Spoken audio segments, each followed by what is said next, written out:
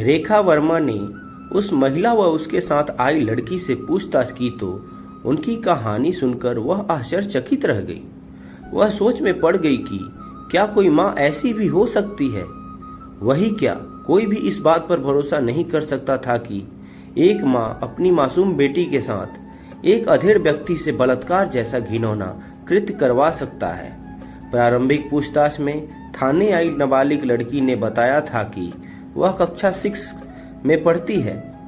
पिता सुखीराम की मौत के बाद माँ 4 भाई बहनों के साथ रहकर मेहनत मजदूरी करती थी, लेकिन 4 साल पहले माँ ने जब मजदूरी करना छोड़ दी, जब उसकी दोस्ती मटन बेचने वाले महमूद से हुई, तब से महमूद अक्सर उसके घर आने लगा था। पीड़ित बच्ची ने आगे बताया कि महमूद के आने पर माँ सब भाई बहनों को बाहर के कमरे में बैठाकर खुद उसके साथ कमरे में चली जाती थी। ऐसा बार बार होने लगा तो मैंने एक दिन चुपचाप झांक कर देखा, माँ और महमूद पूरी तरह नंगे होकर गंदा खेल खेल रहे थे। मैंने माँ को इस बात के लिए मना किया तो उसने उल्टा मुझे डांट दिया और खामोश रहने की हिदायत दी। उस लड़की ने आगे बताया कि 15 अक्टूबर को महमूद शाम को हमारे घर आया तो माँ ने मुझे उसके साथ पीछे के कमरे में भेज दिया। उस कमरे में महमूद मुझसे अश्लील हरकतें करने लगा। मैंने भागने की कोशिश की तो माँ ने मेरे हाथ पैर बांध दिए और खुद दरवाजे पर आकर खड़ी हो गई। तब महमूद ने मेरे साथ गंदा काम किया। इसके बाद वह माँ को 600 रुपये देकर चला गया। इस बात की जानकारी मैंने पड़ोस में रहने वाली सालू आंटी को दी तो उन्होंने मदद करने का वादा किया। आज फिर महमूद हमारे घर आया और मुझे पकड़कर पीछे के कमरे में ले जाने लगा, जिस पर मैं माँ और उसकी पकड़ से छूटकर बाहर भाग आई। काफ़ी देर बाद जब घर वापस लौटी तो मेरी माँ ने मेरे साथ मारपीट की, जिसके बाद मैं आंटी को लेकर थाने आ गई। पड़ोस में रहने वाली सालू के साथ आई मासूम बच्ची के झूठ बोलने की कोई संभावना और कारण नहीं था, इसलिए टीआई कमलेश तिवारी ने उसी वक्त मासूम किशोरी का मेडिकल परीक्षण करवाया, जिसमें उसके साथ दुष्कर्म किए जाने की पुष्टि हुई। इसके बाद टीआई ने बच्ची की आरोपी मां उषा और उसके आशिक महमूद शाह के खिलाफ बलात्कार एवं पोक्सो एक्ट का मामला दर्ज करके इस घटना की जानकारी एसपी शिव प्रताप सिंह को दे दी, जबकि वह स्वयं पुलिस टीम लेकर आरोपियों की गिरफ्तारी के लिए निकल गए। दोनों आरोपी घर पर ही मिल गए।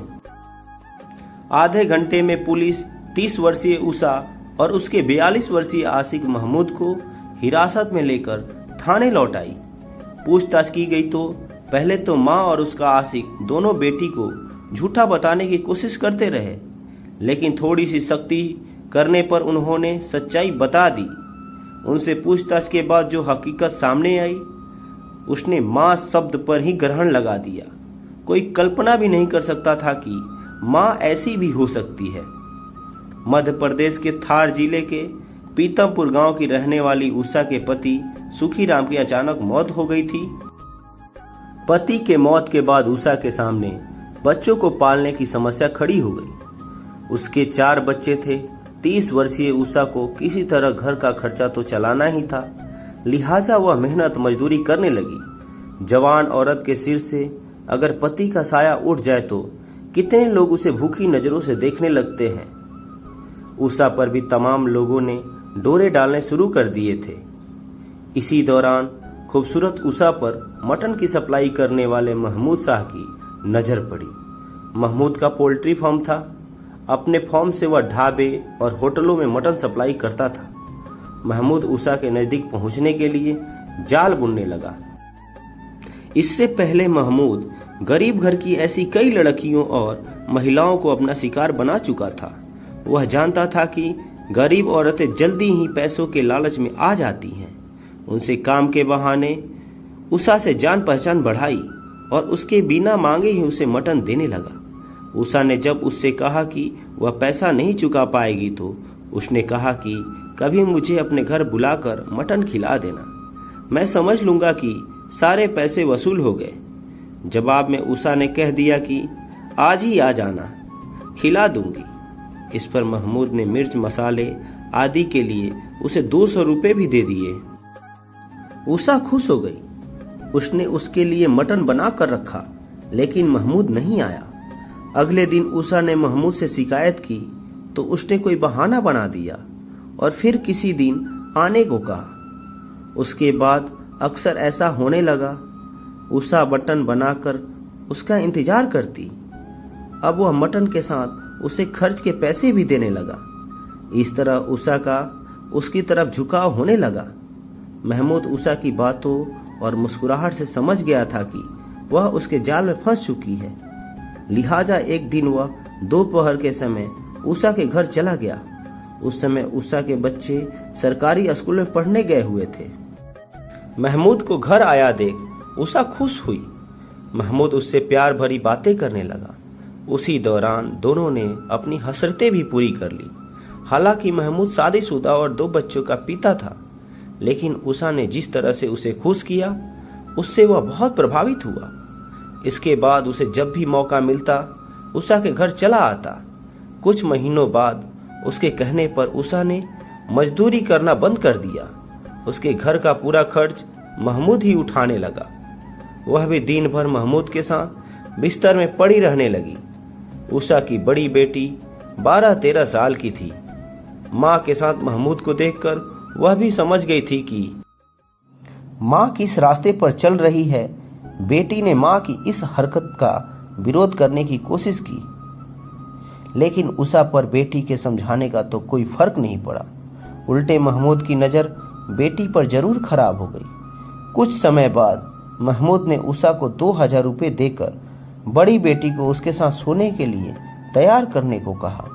2000 रुपये देखकर वह लालच में अंधी हो गई और बेटी को उसे सौंपने को तैयार हो गई, जिसके चलते 15 अक्टूबर की शाम को महमूद उषा की बेटी के संग ऐश करने की सोचकर उसके घर पहुंचा। उषा ऐसी निर्लज हो गई थी कि वह अपनी कोमल सी बच्ची को उस हवाले करने को तैयार हो गई। महमूद के पहुंचने पर उषा ने बेटी को महमूद के साथ बात करने के लिए कमरे में भेज दिया। उसे देखते ही महमूद उस पर टूट पड़ा तो वह रोने चिल्लाने लगी। यह देख बेदर्द उषा कमरे में आई और बेटी की चीख पर दया दिखाने के बजाय उल्टा उसे समझाने लगी। कुछ नहीं होगा, थोड़ा प्यार कर लेने दे। तू महमूद को खुश कर देगी तो यह तुम्हें लैपटॉप और मोबाइल दिला देंगे। बच्ची डर के मारे रो रही थी। वह नहीं मानी तो बेहाया उषा ने अपनी बेटी के हाथ और पैर बांधकर बिस्तर पर पटक दिया। इसके बाद महमूद को अपनी मन की करने का इशारा करके वह कमरे के दरवाजे पर बैठकर चौकीदारी करने लगी। महमूद वासना का भूखा भेड़िया बनकर उस कोमल बच्ची पर टूट पड़ा। असहाय और मासूम बच्ची दर्द से कराहती रही, लेकिन न तो उस दानव का दिल पसीजा और न ही जन्म देने वाली माँ का।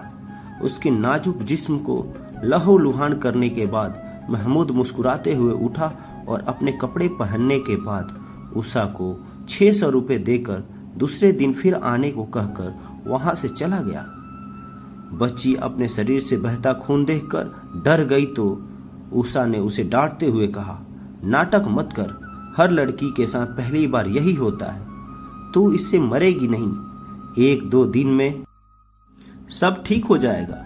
दूसरे दिन हवस का भेड़िया बनकर महमूद फिर आया, पर उषा ने उसे समझाया कि बच्ची अभी घायल है, 2-4 दिन उससे मुलाकात नहीं कर सकती। इस पर महमूद उषा के संग कमरे में कुछ समय बिताकर चला गया। इधर डर के मारे बच्ची कांप रही थी।